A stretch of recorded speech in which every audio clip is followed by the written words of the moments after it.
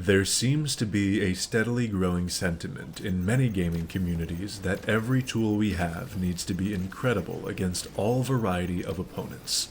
Now, I am sure we could debate all day and all night on whether or not that's a good thing, but that's not going to get us anywhere. I would much rather take what we currently have and attempt to show you the different ways in which we can leverage them against enemies. First thing I'll be doing is identifying the strengths of our antagonists. Once that is completed, I will elaborate on how we can capitalize upon them. I would just like to say before some of you get your jimmies rustled, I am referring to idyllic circumstances today. Technically, you can make just about everything work here, but some work significantly better than others. I'll put it to you this way. Could you technically kill a man by shaking up a bunch of snakes in a large Tupperware container and then throwing them in the sunroof of his car? Of course you could. Been there, done that. But it's significantly more practical to stab them in the throat with a flathead screwdriver several times and then just be on your merry way. I want to start us off with a simple rule of thumb that we can follow when forming our teams against certain enemy types. At least 2 ranged options for Chaos, and at least 1 guaranteed ranged option for Tyranids. Despite actually having more ranged units as a whole, Tyranids are significantly less formidable than Chaos units at range.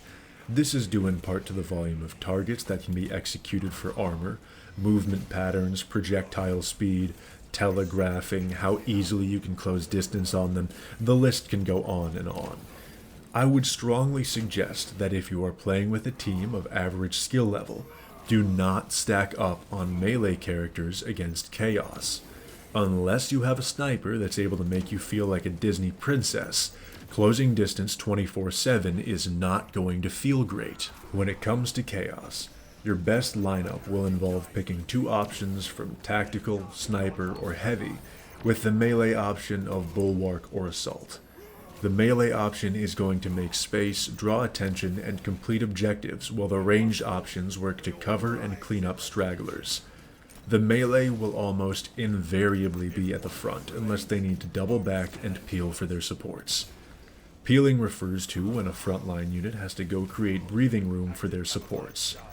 The ranged options positioning will vary slightly upon weaponry, and I will set them in relation to the melee option.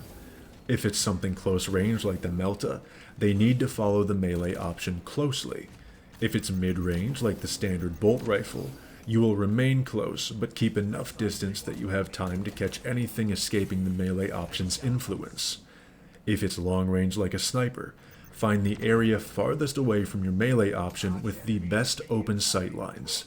Personally, I won't even consider a high-level Chaos lineup complete without a sniper. Their oversight allows for coordination that nobody else can provide. For Tyranids, you are granted significantly more breathing room. The only requirement here is going to be at least 1 ranged option. Now, yes, they can assist in covering melee options from long-ranged attacks, but that's not why we're doing it.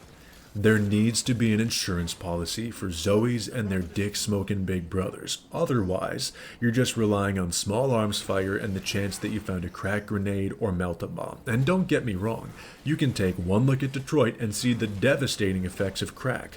But the fact of the matter is, you can't guarantee that you're going to find those grenades in the right place at the right time. This is why you need a reliable ranged option to bail out the boys. Or girls, I don't judge. After that, you can get pretty broad with it, but you will need at least one of 2 things. A class with strong sustainability like the Bulwark to keep the enemy's attention without dying, or a class with violent swarm clear capabilities like the Heavy. In the same way that preparing for the different factions is vastly different, surviving them will share the same challenge. However, there are a few through lines. The reality we are faced with here is a bitch.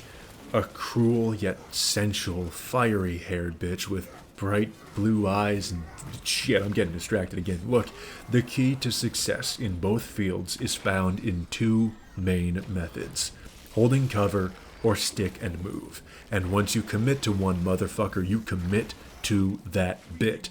Do not be standing in the middle of the road with your own dick and or titties in your hand or hands. And no, Do not have them in someone else's either. Make up your mind to stand behind something or sprint out to scalp some dumbass space crustacean. Do not fiddle fuck around standing there with a blank stare and an empty head like you're a member of Congress. Excuse me, sir or madam, this is not the Senate floor. We do not deal in mentally vacant, soulless facial expressions or spend any time deliberating on stupid ideas here. We fuck shit up and we blow out backs round these parts, and that is the best thing I can tell you today. When you are faced with the option to do something or nothing, do something. And keep in mind, waiting is different than doing nothing. Waiting is perfectly fine. Doing nothing is standing still with no plan. With chaos, the primary pain points seem to be as follows. Any variant of Rubric Marine, Zangors holding shields, and squishy cultist snipers. You have two options with Rubric Marines. Option number 1 is your best bet. Back the fuck up and allow them to slowly approach you. Find an area where they have a blocked off line of sight, and begin to kill according to how close they are to you. As long as you keep hitting them, they will not teleport away, but as soon as you lay off those butt pirates, they will relocate. This brings us to option 2. It will also work with melee, but they are so fucking durable you will probably get shot in the back of the head while you do it, so I don't recommend this. Killing Zangors is significantly easier than everyone thinks it is. If you can't reliably shoot them in the head, back up while they form a crowd, and once that happens, all you need to do is parry anything that leaps at you and then hit a displacement attack to knock a cluster of them down so you can gun strike. As for the snipers, learn the audio cue. As the pitch gets higher, it comes to a crescendo and then the shot rings out. If you dash when the crescendo occurs, you will not receive damage from the shot even if it hits you. After that, all you need to do is follow the laser to the source and shoot the sniper with anything. It takes about half of a second, and it's not that difficult. For Tyranids, once again, it is much less complicated. The main pain points will be found in fuck-ass ranged units, both flying and grounded. Sure, the swarms can be irritating, but it's one Majoris kill and everything around you is dead. Unless you have a long-range weapon to compete, I think you should do Rushdown. Sprint directly at them, only dodging when they fire. This takes practice, but you will get the timing down eventually. When you see a ranged unit, I want you to go ahead and put all of your pain into its soul. In order of importance, here's how we focus them. Scattershot goes first, then the Bramble Dropper, and finally the Sniper. Here's why. Scattershot has the best weapon to burst your health into nothingness. High damage, a fast fire rate, and no telegraphs suck. The Bramble Dropper, if left unanswered, quickly ruins the field of battle for everyone. Sniper packs the most direct punch, yes, but it's easily avoided when you see a massive green laser beam charging up for several days accompanied by a ringing in your ears.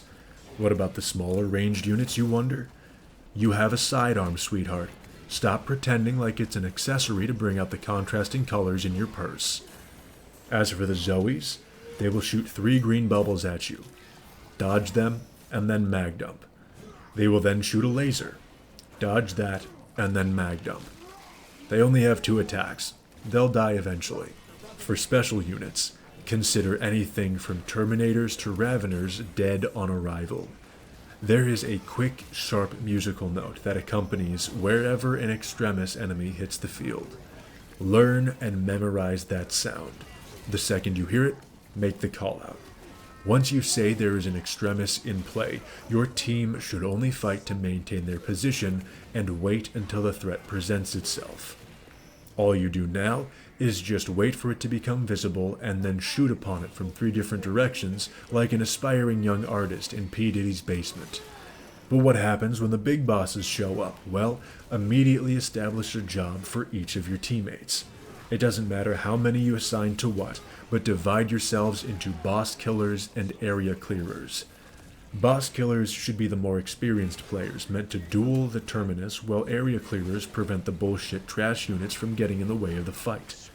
If area clearers clean everything up, they also participate in the boss fight. Now some final notes that I would like to add that I didn't really have a place for. Use the third-person camera to plan your next move while finishing enemies. Stay away from fights you cannot finish. If you find too many of those fights in a match, it means you are under-equipped in some fashion, be it skill or materially.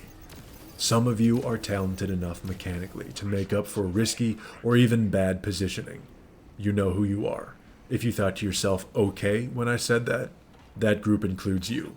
If you thought, that's totally me, or anything similar, you are not a part of that group. Learn to carry yourself with confidence, but don't fool yourself with arrogance. It inhibits your growth and opportunity for education. Don't blame your team for your shortcomings. Some people suck, yes, but treat them as an opportunity to test the height of your skills.